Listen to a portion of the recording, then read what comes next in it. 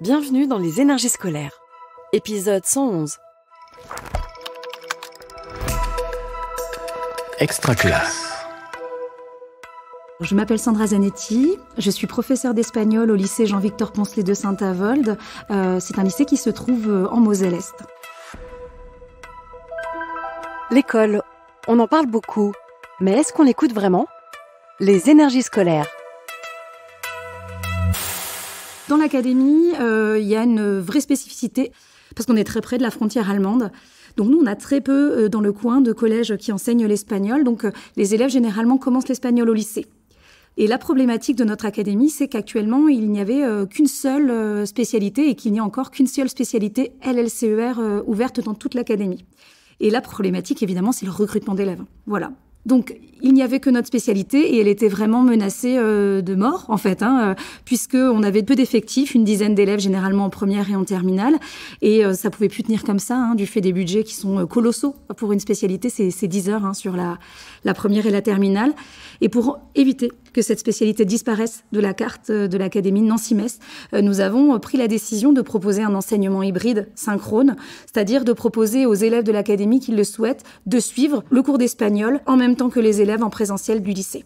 Conditionnel en français, est-ce que c'est clair ? Ok, ouais. Ok, très bien. Alors en espagnol, comment on va le construire ? Regarde en français, je viendrai. On prend l'infinitif et on rajoute les terminaisons De l'imparfait. de l'imparfait. Et bien en espagnol, comment on va faire pour construire le conditionnel ? La même chose.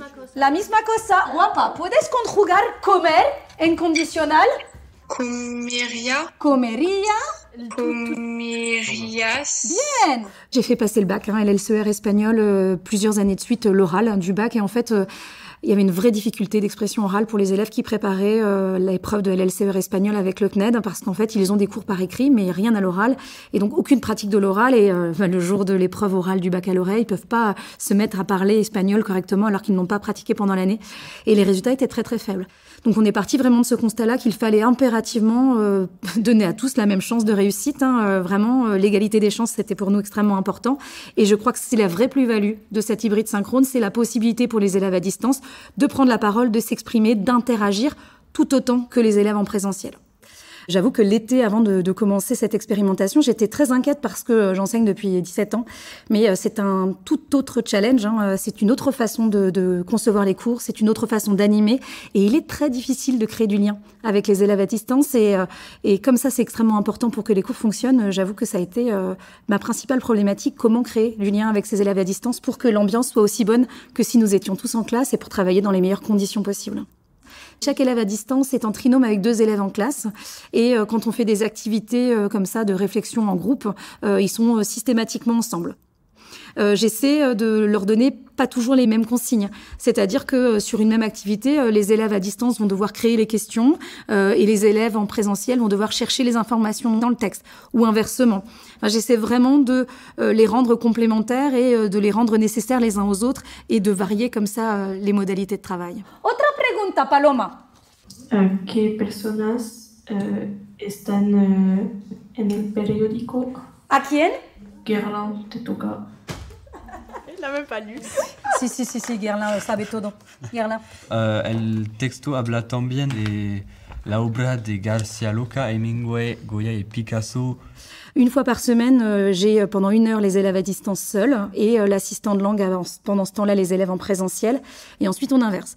On a mis en place plein de modes de fonctionnement et de communication extérieure au cours. C'est-à-dire que on s'envoie beaucoup de mails. Je reprends souvent le soir un certain nombre de thématiques abordées en classe avec eux. Voilà, j'essaie de communiquer directement avec eux pour avoir la même relation, plus ou moins, que la relation que j'ai avec les élèves en classe. Et la meilleure idée que nous avons trouvée, c'est de partir avec eux. Donc, on va partir à Bilbao en février avec les élèves en présentiel et les élèves à distance pour qu'ils se rencontrent, qu'ils puissent vivre des expériences ensemble pour améliorer l'ambiance de classe, évidemment. Et puis, nous allons, pendant ce voyage, faire 1h30 de cours tous ensemble pour qu'ils voient aussi comment pourrait s'organiser un cours tous ensemble en présentiel et leur apporter de nouvelles habitudes de travail. Moi, j'ai commencé l'espagnol au collège et je suis la seule de ma famille à avoir fait de l'espagnol. Voilà, j'ai une grande sœur qui était extrêmement brillante, qui a fait de l'allemand. Voilà, parce que quand on était brillant à l'époque, on faisait de l'allemand, hein, c'est un peu ça. J'ai un petit frère qui brillait dans le sport.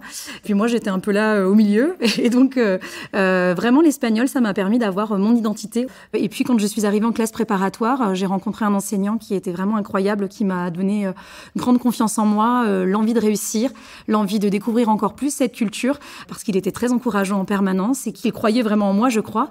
J'essaie aujourd'hui avec mes élèves de rendre ce qu'on m'a donné à ce moment-là. J'essaie vraiment de leur permettre de prendre confiance en eux, d'avoir une identité à travers la culture espagnole, la langue espagnole et la culture d'Amérique latine. Et j'essaie vraiment de rendre ce temps un temps où les élèves se sentent bien aussi et puissent s'épanouir tout en apprenant. ¿Cuál es la relación entre el documento y los estereotipos? ¿Cuál es la relación entre el documento y los estereotipos?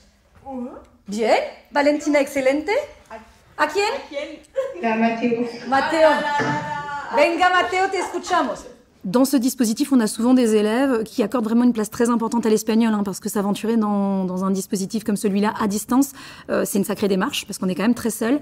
J'ai une élève qui, l'année dernière, a suivi les cours en hybride synchrone et qui, en fait, voulait continuer en classe de terminale en hybride synchrone. Et dans son établissement, ils n'ont pas réussi à lui faire un emploi du temps qui convenait. Et elle a décidé de continuer cette année en hybride asynchrone, alors dans des conditions encore plus complexes. Elle réussit, malgré le décalage des heures de classe, à continuer à suivre les cours en hybride asynchrone. Et ça me semble assez incroyable. Oh, ¿cómo se dice en español? Oh, oh, sí, señora, es genial, por favor. A ver. Je voudrais quand même dire qu'on a mis en place ce dispositif pas du tout en pensant que bientôt on n'aurait plus besoin que les élèves aient face à eux des enseignants. Au contraire, je pense que les compétences interpersonnelles sont extrêmement importantes et je crois qu'il faut absolument qu'il y ait toujours un enseignant devant un groupe d'élèves, que le groupe d'élèves soit pas trop important pour qu'on puisse créer de bonnes conditions de travail, surtout en langue, et qu'on puisse interagir. L'idée, vraiment, c'est de permettre à tous les élèves qui le souhaitent dans l'académie de pouvoir faire cette spécialité malgré l'effectif peu important. En aucun cas, je pense que ça peut être quelque chose qui peut être comme ça, calqué pour toutes les disciplines. C'est vraiment une réponse exceptionnelle à une situation exceptionnelle. Paloma, ¿quieres hacerlo, guapa? ¿Quieres explicarnos la idea de Rita? Palomita. Paloma, tu micro está apagado. Oh, madame, je vous cache pas que ça bug vraiment beaucoup. Bueno, guapa, te repito la pregunta. Je dois être très honnête, moi j'ai besoin que les choses soient parfaitement bien faites et je suis souvent déçue. J'ai beaucoup plus de déception dans l'enseignement hybride synchrone que dans mes autres enseignements. Parce que je maîtrise beaucoup moins, puisqu'il y a beaucoup de facteurs que je ne maîtrise pas du tout. Et c'est difficile de pas maîtriser pour un enseignant, c'est très compliqué. On a déjà beaucoup de paramètres à prendre en considération normalement. Alors là, on a des paramètres supplémentaires et de pas maîtriser tous, c'est un peu compliqué. Ce qui me rend fière, c'est le niveau de mes élèves. Par contre, ça, je dois avouer que le niveau que mes élèves arrivent à atteindre, malgré ce dispositif qui est pas toujours évident, malgré les difficultés qu'on peut rencontrer au niveau technique, ça me rend fière. Et de donner la possibilité à des élèves qui pourraient pas faire d'espagnol en spécialité si ça n'existait pas, de pouvoir le faire, ça aussi, ça me réjouit. Vous venez d'écouter un épisode des Énergies scolaires. Si ça s'est bien passé, n'hésitez pas à laisser un avis sur votre plateforme d'écoute. À bientôt sur Extra Classe. Une production Réseau Canopé 2023. Extra Classe.